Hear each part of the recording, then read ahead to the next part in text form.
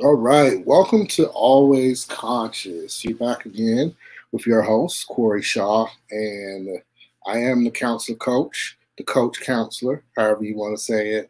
But I'm here tonight with a very special guest when we come back, and we're going to talk about the purpose of education. This is our part 2 series. And when we come back, I will have my guest on the screen and I will introduce her. And yeah, let's get ready to get on to it. We're going to talk some more education. See you in the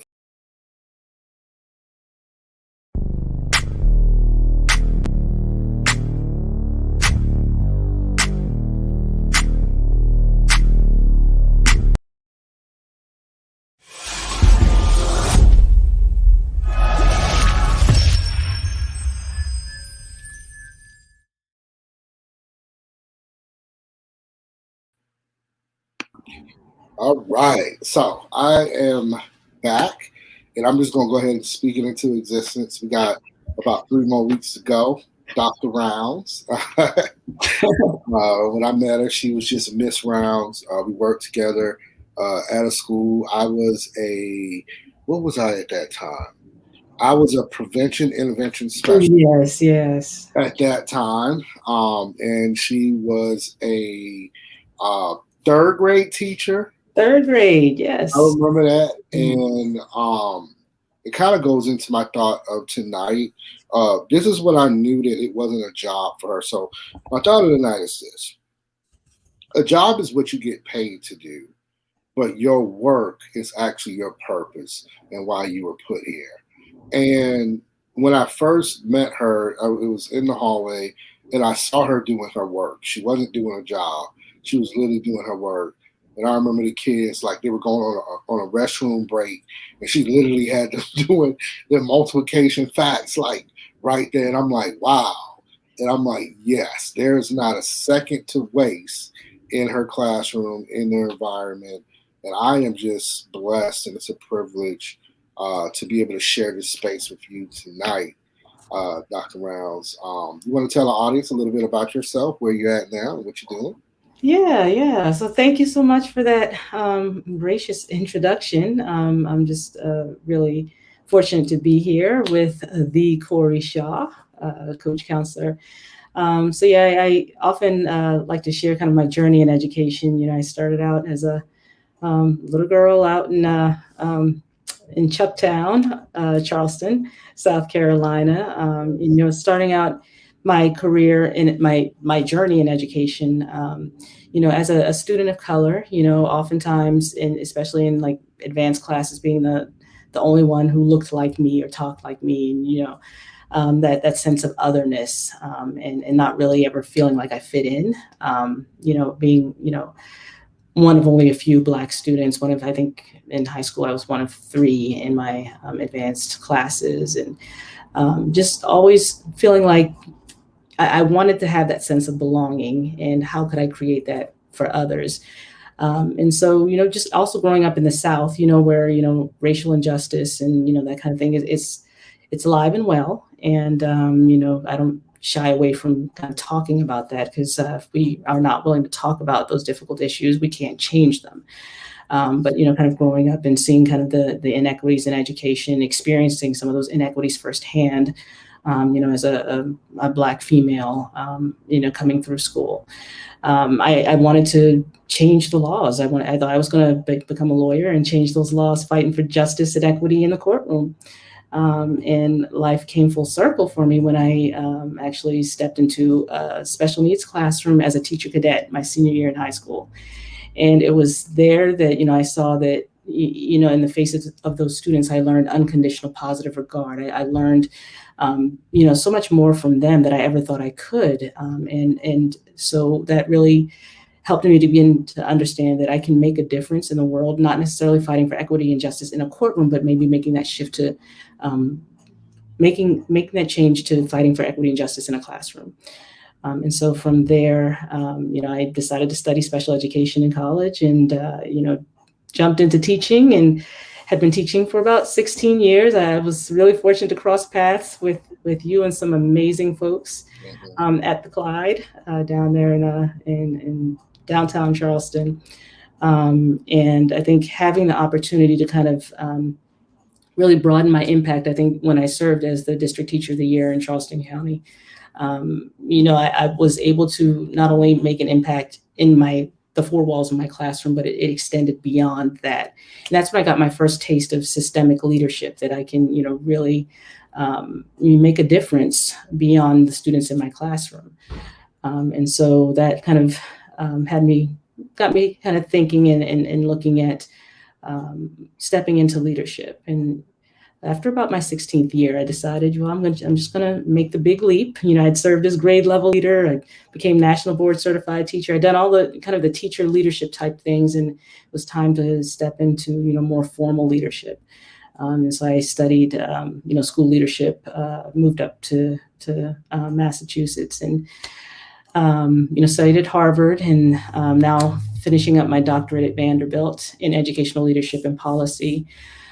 Because I want to affect change beyond a classroom, beyond even the four walls of my school building. Working as a principal now, but even seeing that there is even more work yet to be done as we look at unpacking the equity issues within our school policies that disproportionately impact our Black and Brown students. And so that's where I find, my passion to go into those places and really kind of make some noise and start questioning things that need to be questioned. Why are these policies this way, and what can we do to shift the calculus to really support and undergird all of our students? And when I say all means all, not just some. Powerful. Love it. Love it. And that's why I had to get you on, because that's what always conscious is about. It's just raising the conscious level of everyone to understand that everything is interconnected, whether it's education, housing, whatever, everything is connected. And now we see the news, we see the state of our country right now and where we're at, and we see the same struggles that African Americans and people of color have been fighting for years, are still fighting for those same things. And I want to lead with this question to you. When you hear this thought here, and just because you're talking, I had to throw this in here because I was thinking about this earlier, but I scratched it. But now, since you were talking, and I know your passion, like when you hear this saying right here, if a seed, when you plant a seed in the right environment, you can't stop it from growing. Hmm. What does that mean to you as a school leader? Mm. That's a powerful statement. When you plant a seed in the right environment, you can't stop it from growing. I often like to say the sky ain't the limit. Um, you know, every child can and will succeed when given the proper supports. Students will rise or fall to our expectations. So it's up to us as educators, as parents, as community members to expect everything that they can possibly give, like to expect children to reach their full potential. And of course, a seed can't grow in stony ground. We've got to prepare the environment for them. We have to make sure that they have the materials and the resources and the belief. Oftentimes we look at the things that we need to give kids, but it goes beyond the books. It goes beyond the technology. It goes beyond the school building itself. We have to look at we are how we are looking at our children. Through what lens do we see them? Do we see them from an asset-based perspective, or are we looking at them from a deficit mindset? What are they capable of? And do we believe that every child is capable of achieving to all levels? Do we believe every child is capable of learning how to read? Do we believe every child is capable at achieving their goals? And until we are fully ready and able to embrace that, we're going to keep seeing what we see in education. Oftentimes, what I found to be pervasive is low expectations, and it especially plagues oftentimes in our schools that are predominantly Black and brown, where there are just the stakes aren't raised high enough for our kids, or the bar isn't raised high enough, Yes. because there for a number of reasons. Of course, we know that there are biases that are front and center. That we know that racism is alive and well. We do know that that there are actual things that our kids have to they experience even on the home front. And just because we know that our students are challenged beyond school doesn't mean that we have to lower our expectations within school. It just means that we have to step up to the plate and provide the additional supports that they need. And we have to show them how much we believe in them, how much we care, and look at them with that unconditional positive regard. Yes, yes. No, thank you for that.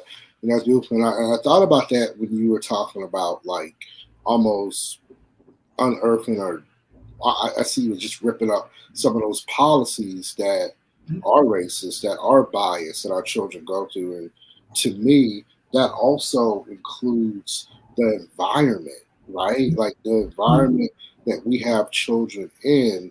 Mm-hmm. And the second part of my question here with that, where do you think we are at with the curriculum, right? And I'm talking about across the board. And I know each schools and each school district have their own curriculum, but where are we with making sure that we're not killing the soul of that child of color Mm-hmm. when it comes to curriculum? Because I know for me, I've watched it and I've seen students be not engaged Mm-hmm. in what they're learning.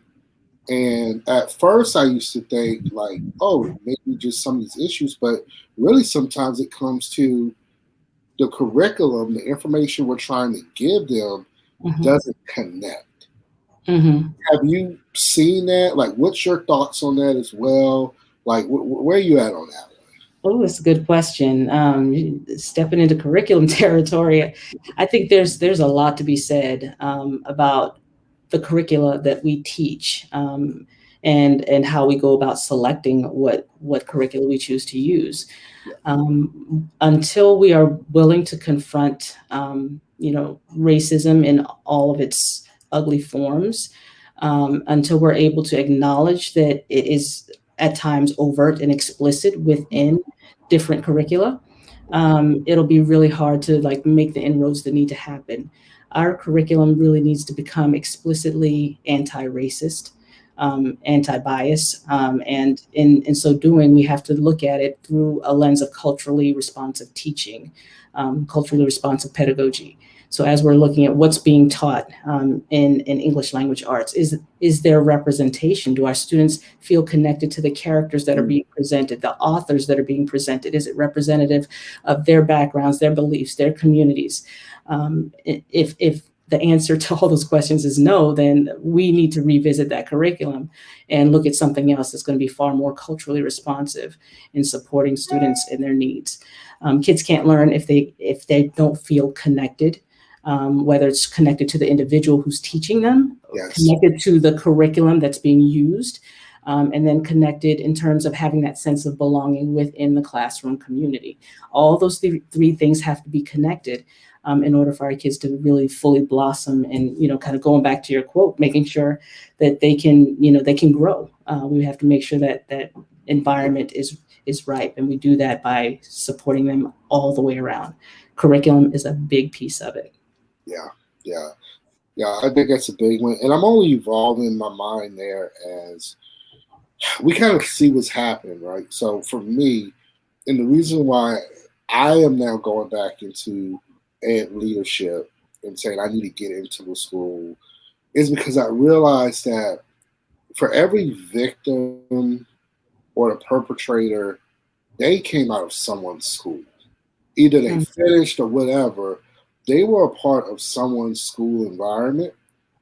And something is wrong with our system if we continue to see what we're seeing in the media, right? mhm, And when you look at the data correlates. African American children, and that's going to get me into my next question in a moment, but African American children are the most referred children to the principal's office, and you know it is a principal.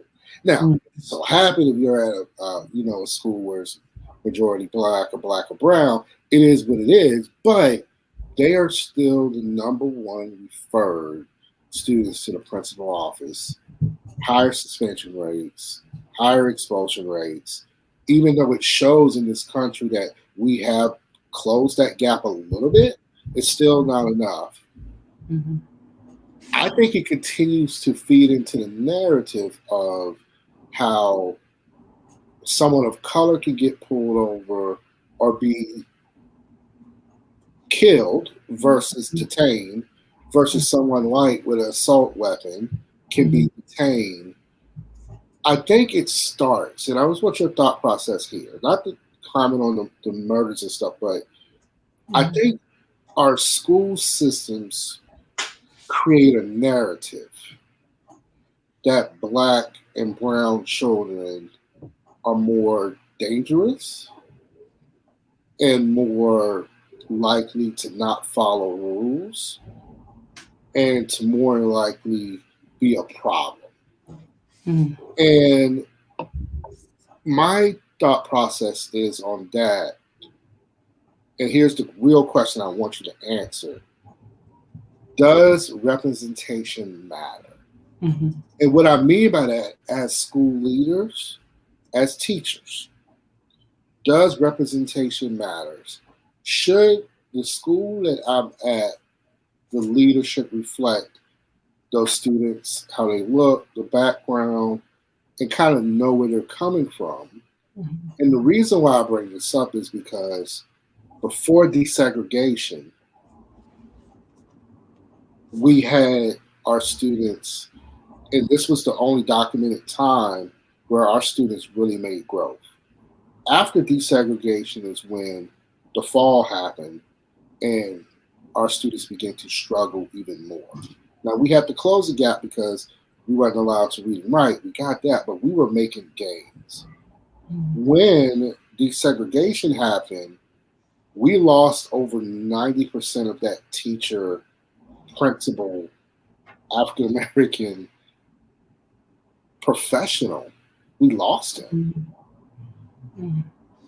They didn't migrate into schools that were desegregated. A lot of them lost their jobs because, number one, there was no job for them, or they did not pass a standardized test, and we're getting to that in a moment, or whatever. But I know that was a lot. I had to get that out. But my question back to you is, does representation matter? And my second part to that, because representation right now doesn't matter, because we were colorblind for so long, did we create this narrative right now that are facing black and brown people in this country? Mm. So does representation matter? Absolutely. The short answer, for sure. Students need to see. It's hard to be it if you can't see it, and so having a role model that's present, someone they can look up to. These a counter narrative to all the negative stereotypes out there. That's critical. It's essential. That being said, we know that so many of our students have been able to overcome and be very resilient, even in the absence of these models in the higher and upper echelons of leadership. And so, in spite of, we do know that there's a lot of strength within the communities of color and within our students as individuals. And so, with that being said, I think for me as a school leader, and I think you brought up so many different points. I feel like we can go into any number of directions with those. We want to make sure that representation is there. So as a school leader, I look at my own hiring practices and am I hiring through a culturally responsive lens? Am I making sure that every student is represented in our staff? Like the staff diversity reflect the diversity of our student body. And even in cases where, I've worked in, a variety of different types of schools, even in private schools that were predominantly white, and, where we had only a few students of color. In those cases, representation still does matter. Our white students really can benefit from learning from Yes. people of color and people of different backgrounds, because that also provides that counter narrative to the negative stereotypes. Yes. And so making sure that every student has access to people who look like them and people who look different from them, people who Yes. have similar backgrounds and people who have very different and divergent backgrounds. It's really important for us, if we're going to be a part of a global community, we're all connected in some way. And the only way to really begin building those connections, or at least bridging some of the divides, is to be able to come together. And our schools are microcosms of the larger society. And with that being said, if we don't learn how to get together, if we don't get to learn together, how will we be able to grow together and live together in society? And so it does begin at school, and that's where I think when we go back to that question, what is the purpose of education? How the founding fathers, they set it out to, kind of be this institution to help, support the democracy and continue the republic. And we want to have an educated citizenry, so that they can be informed and be able to vote and elect their leaders. And at the same time, knowing that going beyond that, the role of education, we have to have some sense of moral values, a moral compass. And we have to develop the child not just intellectually, but the whole child, mind, body, spirit, and soul. And so how do we get at that? And so I know a lot of more modern movements are looking at like social emotional learning and building character in our students, realizing that, developing them all the way around is essential as well. But getting kind of back to that piece where you were talking about representation, and I think I wrestle with this a lot in terms of what children are exposed to as they're seeing these events play out in the news and the media, as we're hearing about what's happening with George Floyd and with Dante Wright and all the different things that the cycles that keep happening, and children see it, they're exposed to it, and then the racial trauma that comes along with that. And like, how do we address this? And how do we make sure that we're not reinforcing these narratives or contributing to these cycles? The school to prison pipeline has been well documented, in how schools, start funneling students directly into the criminal justice pathway. And so what can we do as a community, as a society, to disrupt the school to prison pipeline? And how can we make sure that our students know that you have other options available to you? And so often I remember growing up as, a little Black kid, knowing that if I don't get my education, like there are only a couple of options, like either jail or death. And it's like, you got to learn. It's like learn or what are the other options? And so for many reasons, I wanted to strive to be the best, because I didn't want the other options. I didn't want to go down any of the other paths that were there. And I wanted more for myself. I wanted more for my own children. And in the faces of all of my students, I saw myself. I saw my own personal children. I wanted to make sure my students had the opportunity to not only survive, but to thrive. So shifting gears again, I think looking at how we go about disciplining our students in terms of trying to disrupt that school to prison pipeline, make sure we're not funneling students directly in. We need to look more deeply at how we are addressing our students' behaviors as they come up.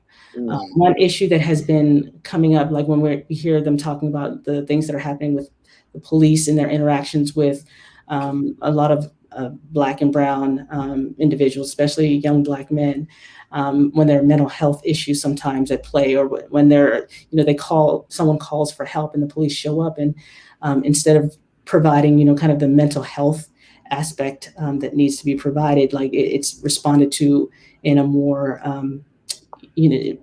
with a gun, and that's not helpful. But then and not to, just so you could go on, and just so we can touch and give it some space here. Sorry to interrupt, but that's like in All of the information is not out, so we're not speaking too much on it. But I Yeah. don't know if you saw the 16-year-old girl that got shot. Yeah. Apparently, that's going into exactly what you were talking about. Yeah. Apparently, she was in foster care. Older kids were beating them up. She had a knife, but she called the police, Hmm.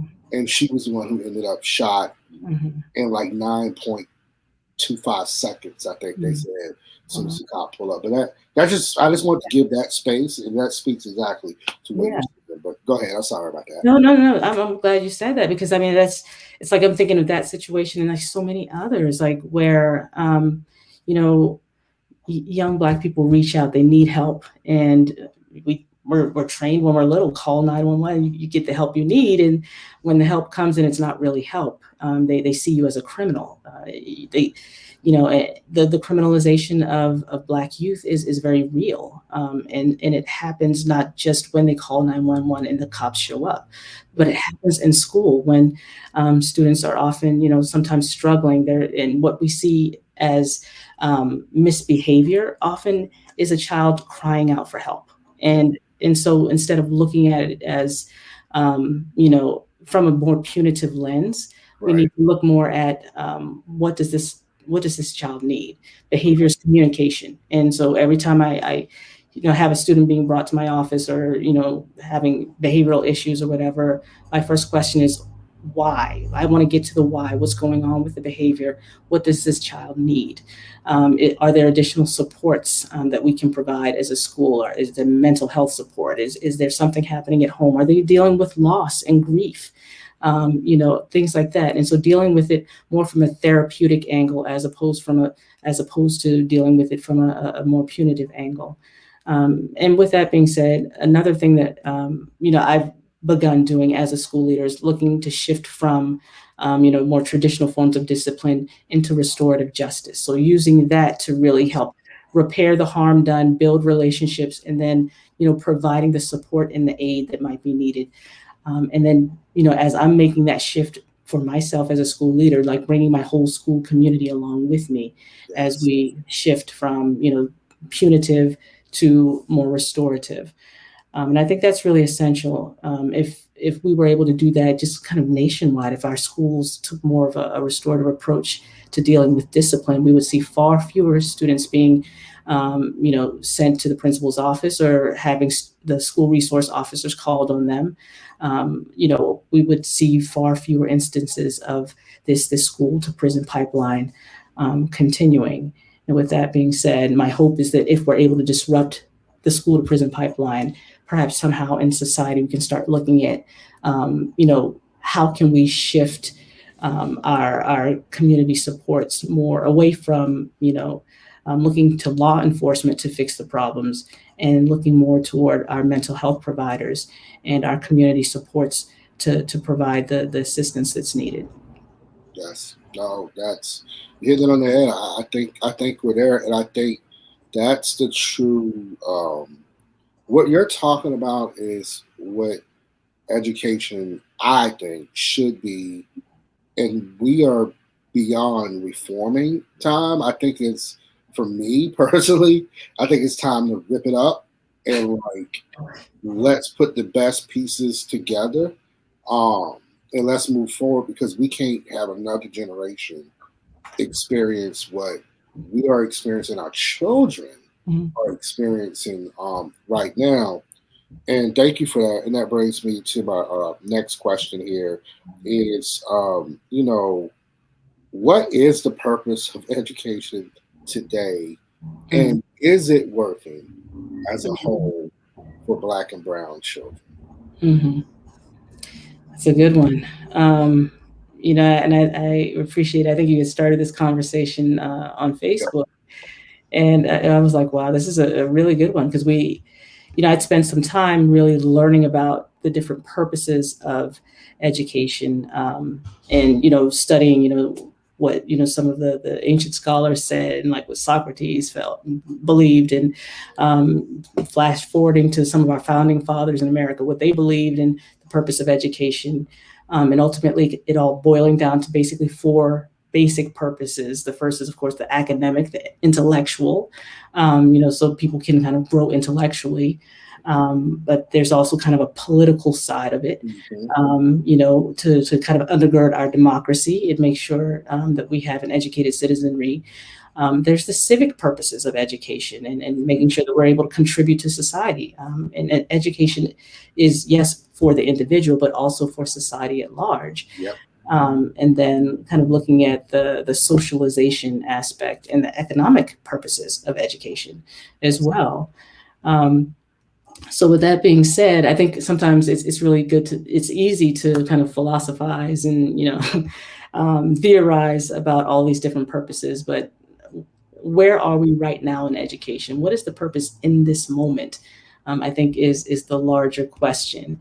And I think that's the question that really the pandemic has really forced us to really ask, what are we doing? Like, what's the whole purpose? I hear everyone saying we need to reopen schools, we need to get kids back in schools. The truth is schools never really closed. The buildings closed, but schools aren't just a building. The schools are the people therein. The staff and the students, the teachers who work tirelessly day in and day out on lesson plans and all the resources that need to be. We've seen many of the news stories. Teachers going above and beyond, like delivering supplies and resources and food and different things. Yes. And so in terms of the purpose of education, yes, it is to meet the basic needs of the individual intellectually, but also to take care of our larger society. In this pandemic, we've had an opportunity, though, to kind of expand our thinking and reimagine what education can and should be. Because what we do know is, to date, education has not been working for all children. We know based on historical, just the historical record, we know based on standardized test scores that there has been longstanding underachievement of students of color. And we do know that that is, of course, a lot of it's tied into the economics, the political structure, the housing structure.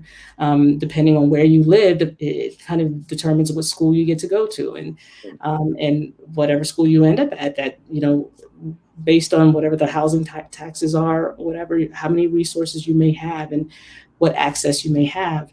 So how do we equalize this and make sure every student has access to high quality education? And I think with the pandemic, with the shift to remote learning, there were a lot of opportunities there.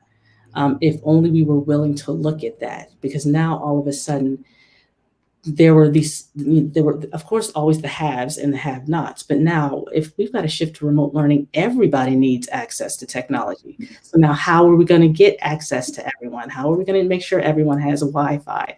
How do we get, Chromebooks and laptops and all the different things that students are going to need? How do we get materials and resources to students to make sure that schools can continue? And with that being said, what we essentially saw a year ago is like the redesigning of the educational system almost overnight, like with the quick pivot to remote learning.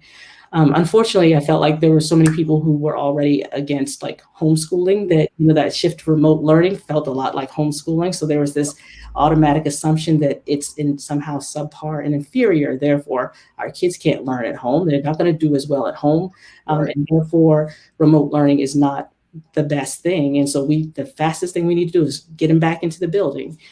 But in this year, have we stopped to ask ourselves what wasn't working pre-pandemic? Have we stopped to ask ourselves, we know that there was a rise in bullying incidences that often resulted in suicides, mental health conditions, and all of this.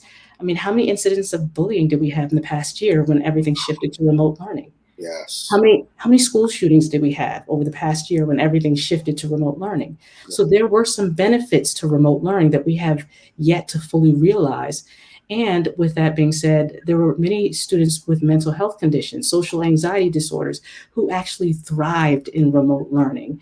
And so how do we make sure that we continue some of these elements as we're shifting now back into, I mean, a lot of people are trying to get back to the status quo.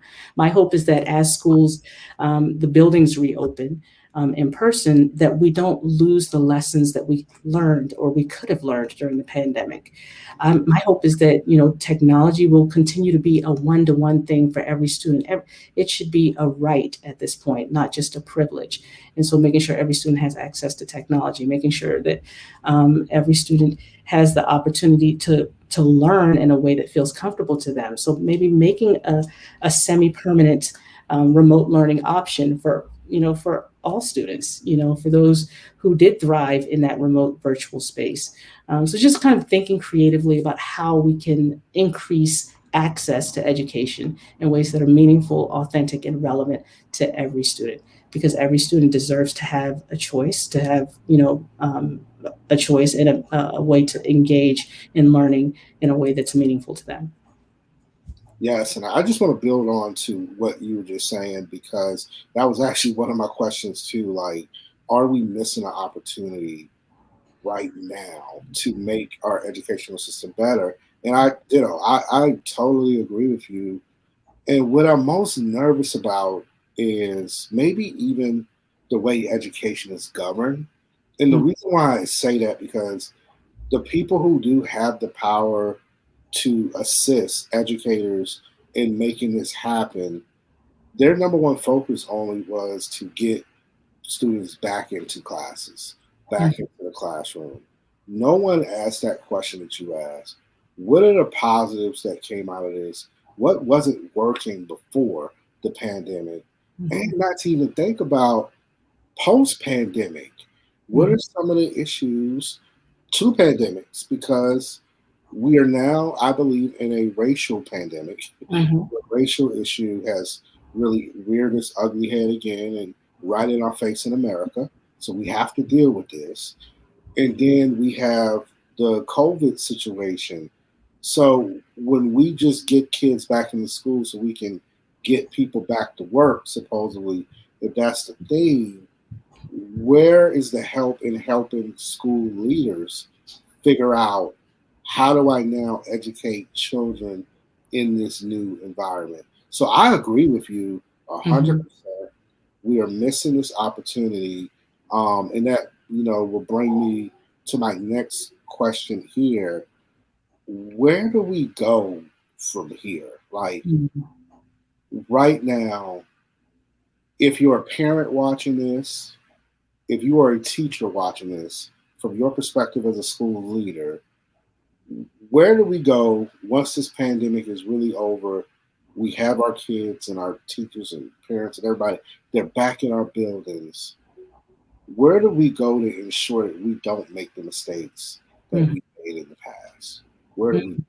What do we do? Where do we go from here? What's next? I think that's the question of the hour of the day. I think we all need to really kind of reflect on, just what we've been through as a nation and you know, where we've come from in the past year. As you said, we've been, battling not just one pandemic, but the racial pandemic has been long-standing for well over hundreds of years here in America. And so, with that being said, my hope is that we won't return back to the status quo, that we won't go back to where we were pre-pandemic, because where we were pre-pandemic was broken, and we need to acknowledge that and look at what we can do, what shifts we need to make sure every student can be successful. Um, and I think it starts with, the elephant in the room. Race is the one thing that makes people most uncomfortable to talk about.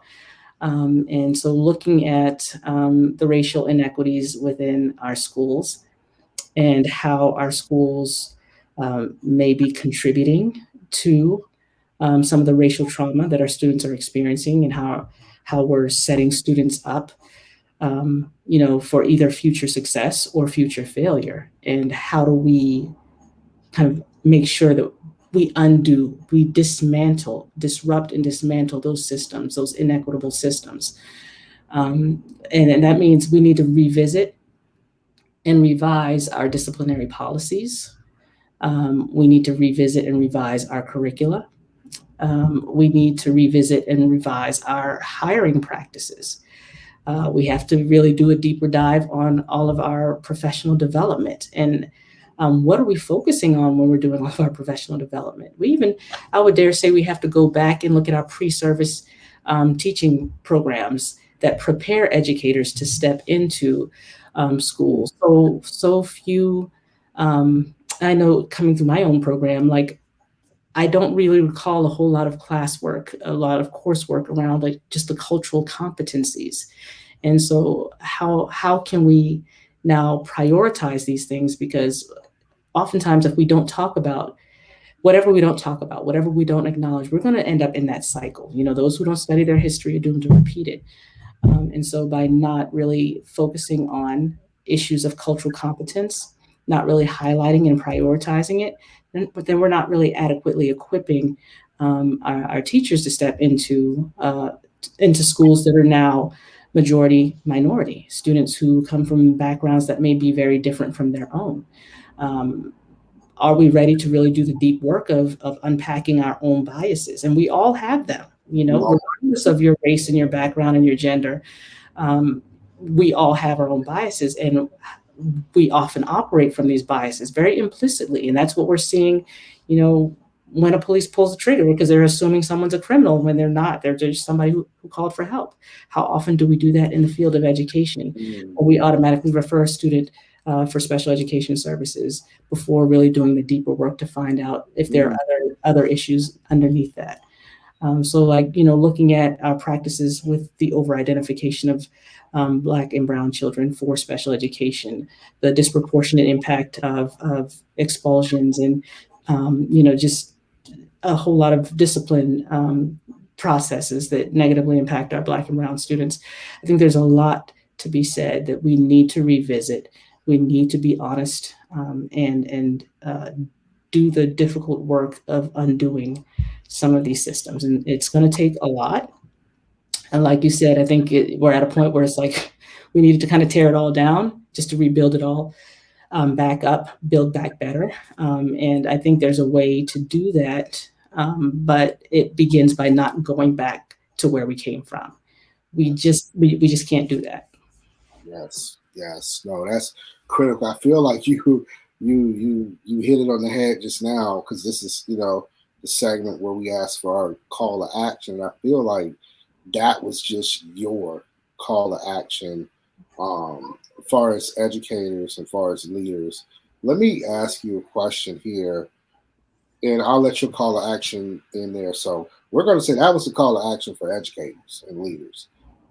What's your call of action to community leaders and parents as they prepare to send their children back into this new world, understanding that we are in a global world and we didn't really get here tonight. Hopefully, I can have you back on the show to Mhm. talk about this and more.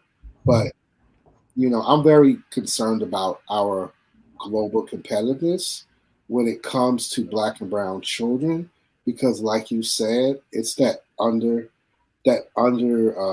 lower expectation factor that we tend to do. Where, oh man, let me try to turn this school around. Let me get these scores up where we're only teaching them how to read and write and do math, but they're missing all these other components. I'm not going to go there tonight, but what is your call to action for parents? What can parents do, Mhm. from your professional opinion, to prepare their children, their babies, to come back in our learning environments? That's good.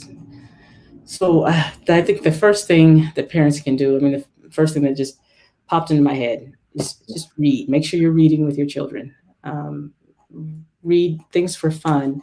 Read the newspaper. You know, read about current events, but read, read, read. I think that's number one. Literacy rates have been tied to so many different things, tied to incarceration rates. This has been tied to, how well students' long-term academic prognosis is, their career readiness. So reading to your children, no matter how young, no matter how old. Even my older kids, my teenagers, we would often do kind of I hate to say book study because that doesn't sound as fun, but we would like read together. We'd, choose whatever um, choice book of the day. And after we'd read it, we like watch the movie together. But like just doing fun things, but connecting with your kids around literature. I think that's important. And just reading a variety of books, not just not any one particular thing. Read things for fun, but like I said, current events. Read nonfiction. Just read, read, read. Number two is talk to your children. Yes. In addition to, like I said, if you read about current events, that automatically is going to lead into conversations. Your children see they see what happening in the world, and they want to know kind of how to make sense of it. And unless we're willing to talk about it with our children, um, you know, it, it it becomes very difficult for them to kind of find themselves and find their way in the world. And as parents, we can help provide them that kind of sense of who they are and kind of where they are. And I think that's really important, just to make sure you're talking to your children and making sure that they know that they can always come to you for whatever. As you talk to your children, not just about current events, but like talking to them, about the realities of the world that they live in. It's really easy to want to shelter and protect our kids from things. Yes. I've spoken with parents from many different backgrounds, and oftentimes I've noticed some stark differences between parents of color and what they say and how they talk about things with their children, and my white brothers and sisters, and the conversations they have with their children. And I want to encourage, all families, talk with your children, and of course, let your children lead the conversation, but don't shy away from difficult topics. It's really important to talk through those things when they see things happening in the news, or when something happens at school that's unsettling. If a child is feeling a microaggression or a direct racial insult, they need to know that there's a safe place they can go to talk to someone about it. Yes. And then, as I would say, the number three thing is just to love your children. Like, not just, I know as parents, we love our kids, but to love on them and provide them that safe space. The world can be a very scary place. It can be a very unfriendly place. And when we send our kids off to school, we're sending them back into, my hope is that it'll be a better place than it was before the pandemic. But knowing that, there were issues of bullying and different things like that. And I speak, as a kid, when I was a kid, I was bullied. And I know the long-term impacts of that as well. I mean, I still kind of feel some of those scars, but letting your kid know that when you come home, you always have a safe place here. Like, that you are enough and that you belong here, because it's important for every child to have that sense of belonging. And our hope is that they will find that sense of belonging in other places, in other spaces. Hopefully in our schools and in their classrooms, they'll find that sense of belonging. But even if it's not there, every child should have that sense of belonging when they come home. And with that being said, we know that home looks different for many different children. We know some children don't necessarily have the traditional home. Some children are homeless. I've worked as a school leader, and I've had students who are homeless, students who are living in transitional homes, students who are in foster care. But whatever that child's predicament is, making sure that whatever adult is there to take care of that child, your job, your responsibility, your ministry to that child is to love them and give them that sense of belonging. So three things: read, talk, and love unconditionally. Read, talk, love. Simple, but powerful. Mm. Yes. No, thank you. And this is a very powerful discussion. We're going to share it, have the link.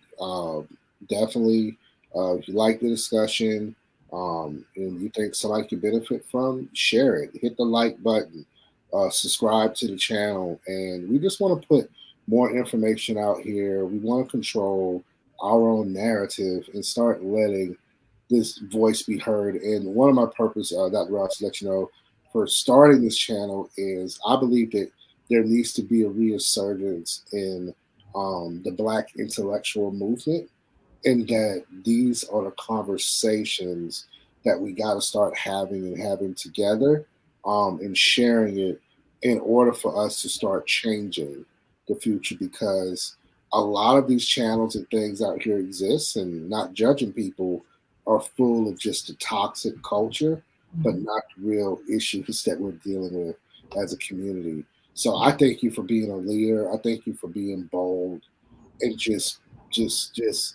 not doing the status quo, um, and doing the work once again, and not just having a job, but literally fulfilling your purpose and while you're here. And just thank you. Hopefully, you will come back again as we address and talk about some other issues that we're facing.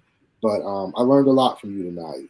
I think that one of the things that really stuck with me that you said, well, two things as a school leader, and you framed it so well, was having that culturally responsive lens. Number one, that lens is critical, how you're seeing it. And understand that on the flip side, it matters too, right? Like everybody can benefit from learning from people who look like you and people who don't look like you. I love that point. And my other one is just your passion and just that simpleness of your call to action, where it's just make sure you're reading with your children and you're spending that time, right? And I think that's one thing that this pandemic forced us to do, was Mhm. spend time. And I think that's one of the bigger lessons. Um, and number two, just talk about those issues and talk about what's here, controlling that narrative in your house. And then next is the love. And you can't get any more powerful than that. Just thank Awesome. you.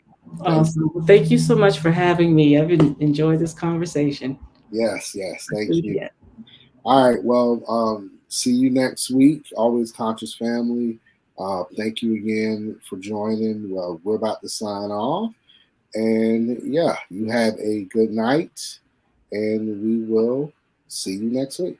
All right, and please leave any comments that you have, emails, and I'll make sure I can forward it on.